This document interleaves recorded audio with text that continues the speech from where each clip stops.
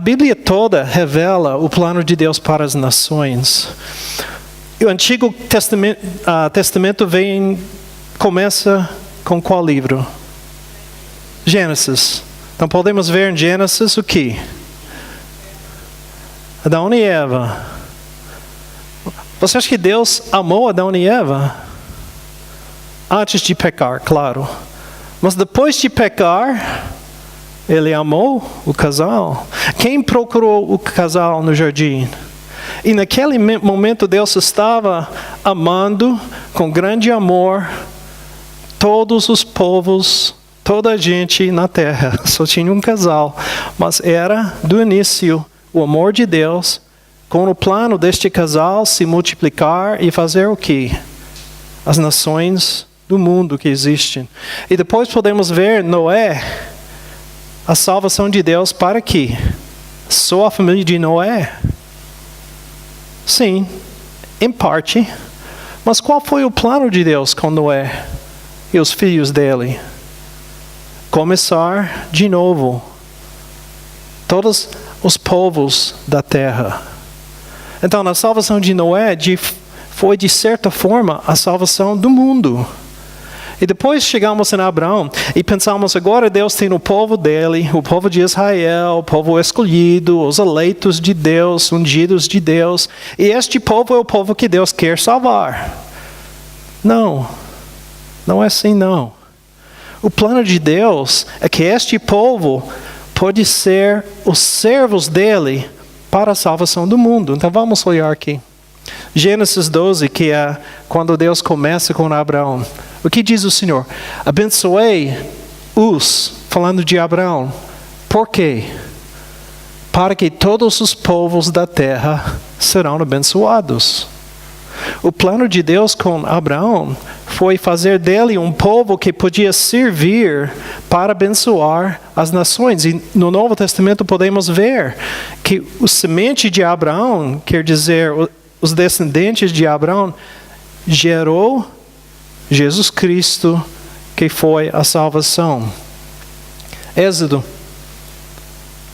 Qual é o líder no livro de Êxodo?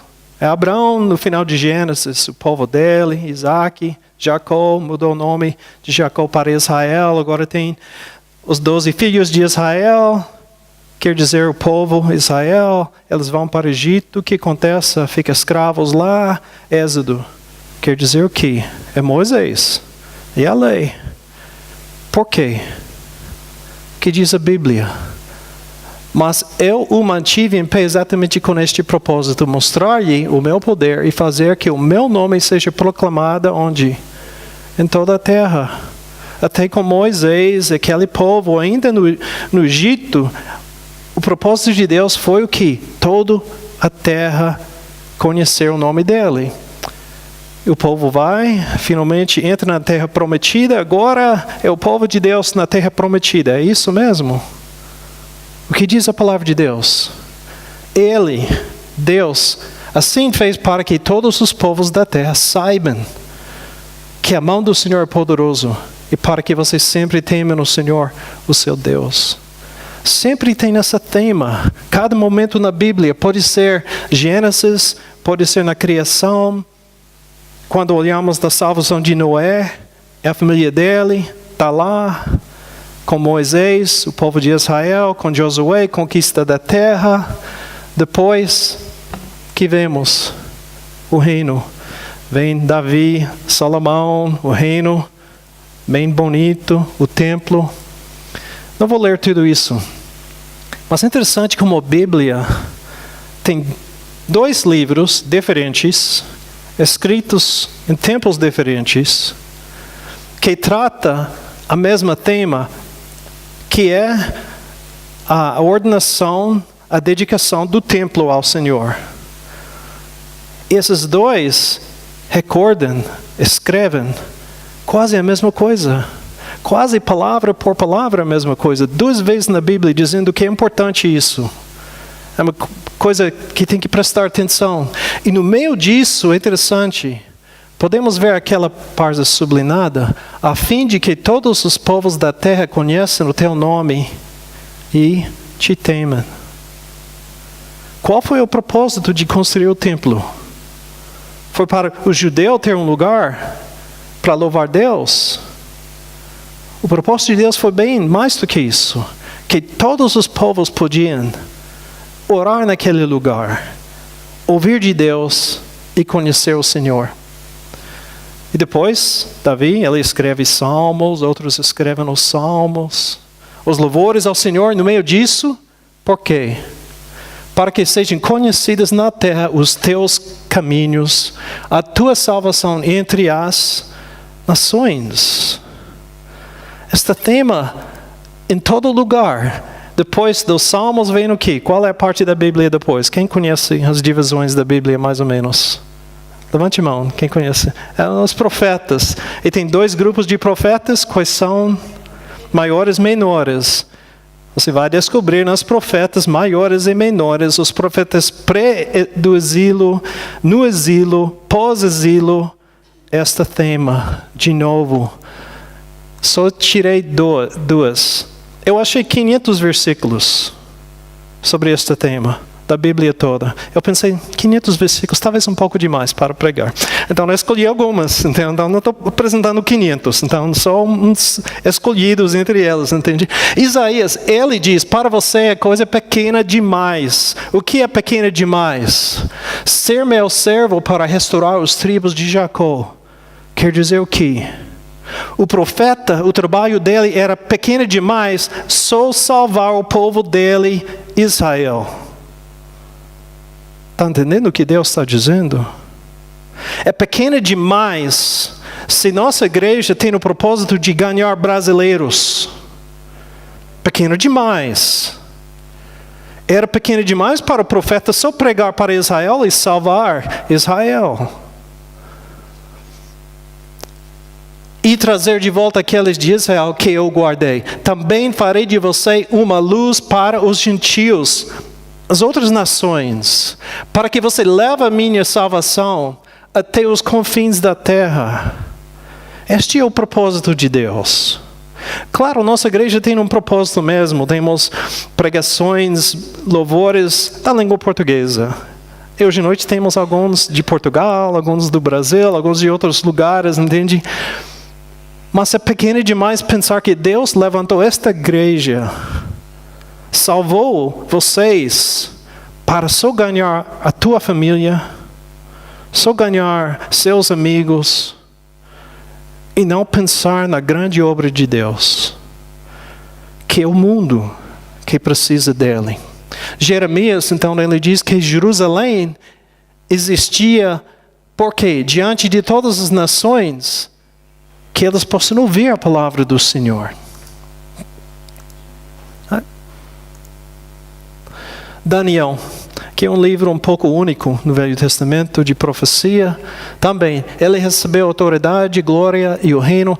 Todos os povos, nações e homens de todas as línguas o adoraram. Uma profecia sobre o futuro da profeta Daniel. E tem profetas menores, Sofonias, Zacarias, Malaquias. E Malaquias representa o quê? O final do Velho Testamento. Em todos temos este tema, que Deus está preocupado com as nações, que o plano dele é usar o povo dele, o povo escolhido, os eleitos, os escolhidos, para quê? Para ganhar o mundo, para representar Deus diante do mundo, para mostrar o caminho da fé verdadeira, para viver a fé verdadeira com Deus e atingir o mundo, que sempre foi o plano de Deus. Novo Testamento, temos a pessoa de Jesus e começa com o nascimento de Jesus. E bem depois do nascimento, poucos dias depois, ele está apresentado no templo. E o profeta que recebeu Jesus abençoou ele e falou o quê? Pois os meus olhos já viram a tua salvação, falando a Deus, que preparaste a vista de todos os povos, luz para a revelação aos gentios e para a glória de Israel, teu povo. O ministério de Jesus tinha um foco nos judeus, claro, Foi o propósito dele chegar e morrer pelos nossos pecados, mas ele sempre tinha visto o propósito de utilizar os seguidores dele para ganhar o mundo. Podemos ver no batismo de Jesus. João fala de Jesus. Vejam, é o Cordeiro de Deus que tira o pecado de quem? Do mundo. É do mundo, de todos. Não é que todos são salvos, mas o propósito de Deus é atingir o mundo. Os 4 evangelhos, cada um tem uma comissão. Cada um. Ide pregar a todas as nações. O João tem Jesus orando em favor de todos e pedindo que o mundo saiba que tu me enviaste, que o mundo possa conhecer Jesus Cristo. O livro de Atos está cheio. Eu podia colocar todo o livro de Atos aqui quase todo o livro tem um foco de missões, de ganhar o mundo, de espalhar o evangelho para até os confins da terra. Mas Atos 1:8, claro, é até os confins da terra. Atos 13:14, pois assim o Senhor nos ordenou: eu fiz você luz para os gentios, para que você leve a salvação até os confins da terra. E temos, de novo, 2 tipos de epístolas. Você lembra quais são? Gerais e pastorais, um pouco mais complicado do que o Velho Testamento, mas temos essa divisão no Novo Testamento. E as epístolas gerais e pastorais, a mesma tema aparece. Romanos, Gálatas, Filipenses são 3 epístolas gerais. Depois temos exemplos de 2 epístolas pastorais, 1 Timóteo, 2 João, do desejo de Deus que todos os homens sejam salvos. E que Ele, Jesus, é propriação pelos nossos pecados, e não somente pelos nossos, mas também pelos pecados de todo o mundo. Até Apocalipse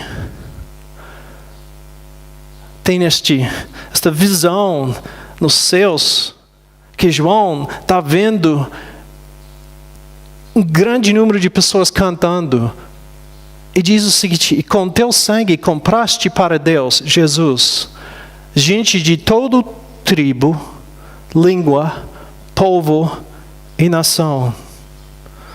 Está bem claro que Jesus morreu para comprar de todas as nações um povo para Ele.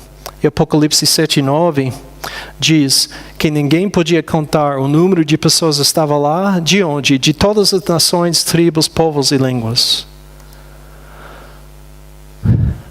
A Bíblia toda revela os planos de Deus. Você pode começar em Gênesis com Adão e Eva, salvação de Noé, com o povo de Deus, Israel, Moisés, Josué, continuando pelos o reino, os salmos, profetas, Novo Testamento, do começo da vida de Jesus aqui na terra. 7 dias depois, ele está no templo dedicado, e o homem fala que é para os gentios, para a luz, para as nações. Todo o Novo Testamento, todos os 4 evangelhos falam do propósito de Deus de atingir o mundo. Atos, epístolas até Apocalipse. Qual o plano de Deus para a minha vida? Você já perguntou isso? Alguém já pensou nisso? Vou lhe dizer uma coisa que eu aprendi de um homem muito mais espiritual do que ele, muito mais maduro do que ele, que me ensinou isso quando era um jovem pastor. Esta pergunta é a pergunta errada. Você só precisa saber a resposta desta segunda pergunta. Qual o plano de Deus? Porque o plano de Deus para você faz parte do plano de Deus. Deus não tem um plano para você que é longe do coração dele. E para você conhecer o plano de Deus, você tem que conhecer Deus. E quando você começa a entender o plano de Deus, você vai entender como servo de Deus, eu preciso participar no plano do meu Senhor. Não estou dizendo que Deus não tem um plano especificamente para você. Ele tem, sim.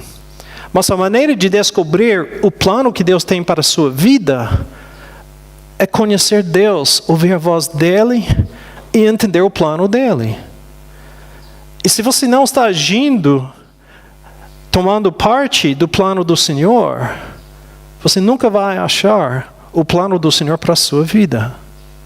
E qual é o plano do Senhor? Salvar o mundo. Então, como podemos participar no plano de Deus para as nações? Primeiro, orar. Vou perguntar, não precisa levantar a mão, não quero envergonhar ninguém. Mas na última semana, quantas vezes você passou tempo orando em favor das nações? Ou de os povos que não conhecem o Senhor? Quantas vezes no último mês? Gente, estamos com uma visão como Israel, que Deus castigou Israel para a visão deles bem entre si mesmo, que queremos ser o povo de Deus, queremos ser abençoados de Deus. Eu quero que meu povo faça o correto nos olhos de Deus. Que nunca era a visão completa de Deus. Que o povo dele serve como exemplos e ser um instrumento de Deus para a salvação do mundo. Eu acho que às vezes, até eu fico orando pela família, pelo trabalho que eu tenho. Claro, eu sou missionário, eu trabalho em missões, mas muitas vezes eu não paro tempo suficiente para lembrar do desejo de Deus para as nações do mundo. Estava assistindo um pastor que eu gosto de assistir, um podcast na internet. Ele estava cantando a história do pai dele, porque ele é filho de pastor. O pai dele era um ministro de música e jovens numa igreja nos Estados Unidos. Naquela época, ninguém podia ganhar dinheiro suficiente só sendo ministro de música. Então, precisava combinar vários trabalhos para servir a igreja e ganhar um salário. Então, ele trabalhava com música e com jovens e adolescentes na igreja. E um dia, ele decidiu fazer um alvo. Ele fez um alvo mesmo, como quando você lança uma flecha para o alvo. Ele fez um alvo assim. E falou, vamos fazer o seguinte, quero que cada um de vocês possam escrever só as letras iniciais, como meu nome é Andy Kennedy, A-K.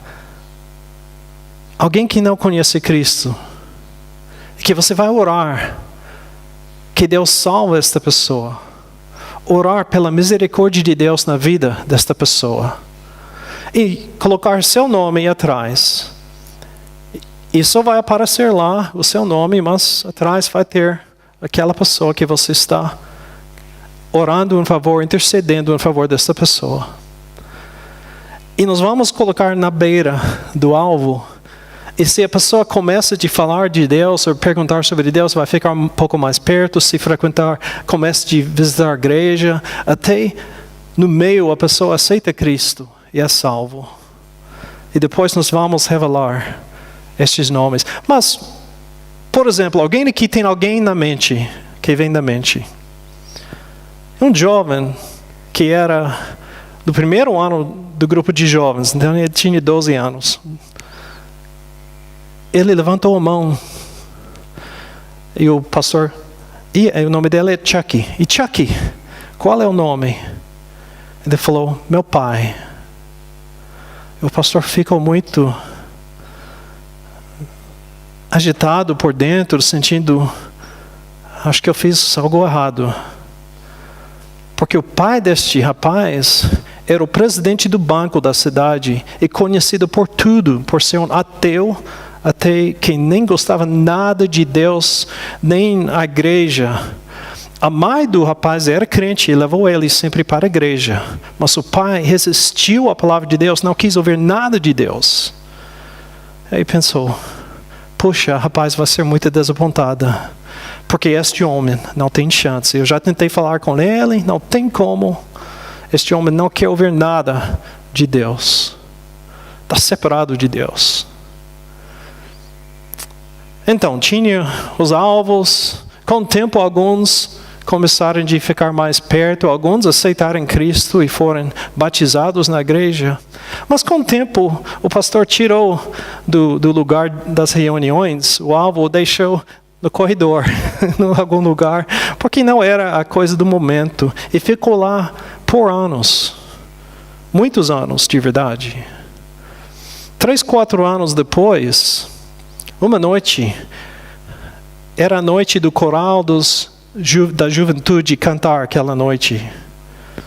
E Chucky estava bem na frente do coral, como está aqui atrás, cantando para a igreja. Ele está de costas para a igreja, dirigindo o coral para cantar. Ele viu que Chucky parou de cantar. Olhou para fora. Depois, quando ele virou, viu o pai dele bem no fundo da igreja, sentado. E o pastor, outro pastor, ele era pastor de música, outro pastor, chegou para pregar aquela noite. Ele sentou e pensou, deveria ter avisado o pastor que ele tem que pregar o evangelho hoje à noite. Tem que pregar uma mensagem forte de salvação. Mas era domingo à noite, não tinha muita gente. O pastor pregava uma mensagem normal. E o homem estava lá pensando, a oportunidade foi hoje. E o pastor pregou uma mensagem bíblica, mas não era nada de salvação. Mas no final do culto, ele decidiu dar o apelo. E naquele momento, aquele homem, de trás da igreja, chegou na frente e ajoelhou, chorando no altar, confessando os pecados, pedindo a salvação de Deus. Ele diz que o rapaz pulou o banco na frente dele para correr lá para estar com o pai. Ele falou que ele orava todos os dias. Desde o dia que o pastor pediu para ele orar, ele orava todos os dias pela salvação do pai. Irmãos, oração tem poder. Se você não está orando todos os dias para as pessoas que precisam de Cristo, precisamos fazer isso. Eu orava mais do que 12 anos para meu irmão mais velho. Ele está 17 anos mais velho do que eu. Então, quando eu era criança de 10 anos, pouco tempo atrás, ele foi para a guerra na Vietnã. E depois ele não quis ouvir nada de Deus. Começou a viver sem ir para a igreja. Era bem ativa na igreja antes. Mas ele virou as costas do Senhor e começou a viver longe de Deus. Eu comecei a orar como criança de 10 anos para meu irmão, que eu mal conhecia. Eu era criança quando ele saiu de casa para a faculdade, para o exército e servir como oficial no exército. Mas quando eu fui para a faculdade, ele me convidou a morar na casa dele, primeiro semestre que eu estava na faculdade, porque ele morava bem perto da faculdade que eu fui. E foi a primeira vez na minha vida conhecer bem meu irmão. Ele começou a namorar com uma mulher que não era crente, se casou com ela. Eu comecei a conhecer ela nem acreditava. Ela acreditava em coisa bem esquisita, entende? Deus, uma confusão. Eu falei de Deus para ela e ela ouviu, prestou atenção, mas nada. Depois eu terminei faculdade, eu fui no exército, fui para outro lugar. E a esposa do meu irmão me ligou e falou, olha, eu aceitei a Cristo. Foi convidado a ir para um acampamento de igreja. Eu estou orando por seu irmão. E eu falei, eu estou orando por ele muitos anos já. Foi um ano depois que ela convidou ele a participar no mesmo evento que era cada ano, e ele aceitou, voltou para Cristo, dedicou a vida ao Senhor. Hoje meu irmão é diácono, presbítero da igreja dele, e a esposa dele é pastora. O poder de oração é forte, irmãos. Não esquecemos disso. Vamos orar pelas pessoas sem Cristo. Segunda coisa, imitar Cristo. Muitos não vão frequentar a igreja, não querem ler a Bíblia, mas eles podem conhecer a pessoa de Cristo que vive dentro de você. Nós devemos viver em todo momento como cristão. No ônibus, no tram, no trânsito, na vida geral, tem que mostrar o amor de Cristo. Servir os povos. Imitando Cristo quer dizer o quê? Ele chegou para ser servida ou para servir? Para servir. E finalmente comunicar a fé verdadeira. Nós vamos em pouco mais de 3 semanas, ter o acampamento da igreja. Este ano o tema é missões. E você vai ter uma oportunidade de pôr na prática essas 4 coisas. Então, quero hoje à noite, antes de sair, quero que possamos orar juntos. Eu quero que você faça 2 coisas. Primeiro, pensar em algumas pessoas, 3, 4, 5 pessoas, que você vai lembrar todos os dias e orar em favor dessas pessoas. E pensar em alguns lugares do mundo que você está ouvindo que precisa de Cristo. E não somente orar pelas conhecidas, mas orar pelas nações que precisam de Cristo. E neste acampamento você vai ter a oportunidade de conhecer um outro casal que trabalha com nossa missão, Jason e Amy. E eles têm muitos anos trabalhado em países muçulmanos. E vocês vão conhecer eles. Nós vamos ter um grupo de famílias. A maioria delas não moram mais no abrigo. Eles já saíram para um apartamento. E essas famílias estão ouvindo a palavra de Deus de Jason e Amy. Eles não aceitaram Cristo ainda, mas têm interesse em Deus. E eles estão trazendo um grupo, talvez 12 ou 15, no máximo 18 pessoas que vão estar lá. E você pode sentar e comer juntos. Eles podem traduzir para você, perguntar uma coisa. A primeira noite nós vamos falar como você pode falar com eles. E de verdade não tem nada que não pode falar, entende? Tem algumas coisas que nós vamos evitar, mas você vai saber. E eles vão ajudar. Se você falar uma coisa errada, ele não vai traduzir, entende? Vai ter uma proteção lá para proteger. Mas alguns dos refugiados já falam alemão ou inglês. Então você pode comunicar com eles. O que queremos fazer? Imitar Cristo. Mostrar Cristo para este povo. Servir. Que nossa igreja vai ter um acampamento, eles podem participar, brincar juntos, jogar futebol, vai sair e brincar, basquete, alguma coisa. É só isso. Muitos deles têm crianças e vai ter crianças juntas e criança brinca com outra criança. Não tem dificuldade lá. E a ideia é abrir a porta para a comunicação da fé verdadeira. Porque de verdade, irmãos, eu tenho estudado isso mais do que 20 anos. Eu tenho doutorado na área de religiões. Eu posso dizer que eles não são todos iguais. Tem grandes diferenças. A pessoa que diz todas as religiões são iguais, todos estão procurando o mesmo Deus, nunca estudou as religiões.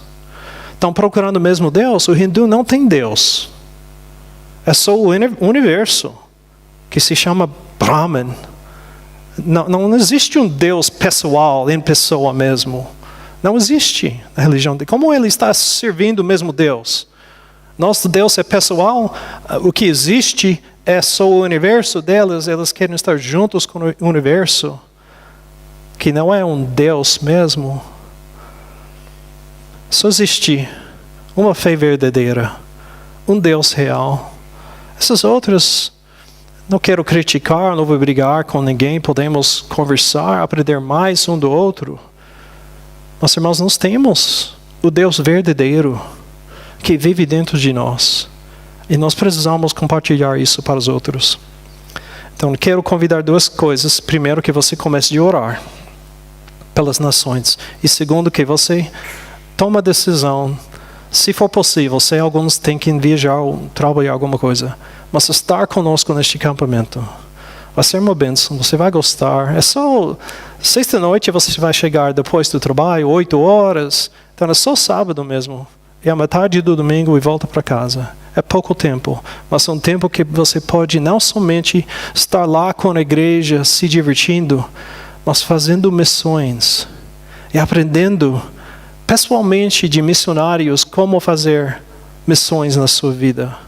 E se você desejar depois fazer uma coisa mais na área de missões, nós estamos disponíveis. Já tem uma pessoa que me pediu, e nós vamos, irmã, para o campo, um campo com este casal depois, mas você vai ter esta oportunidade.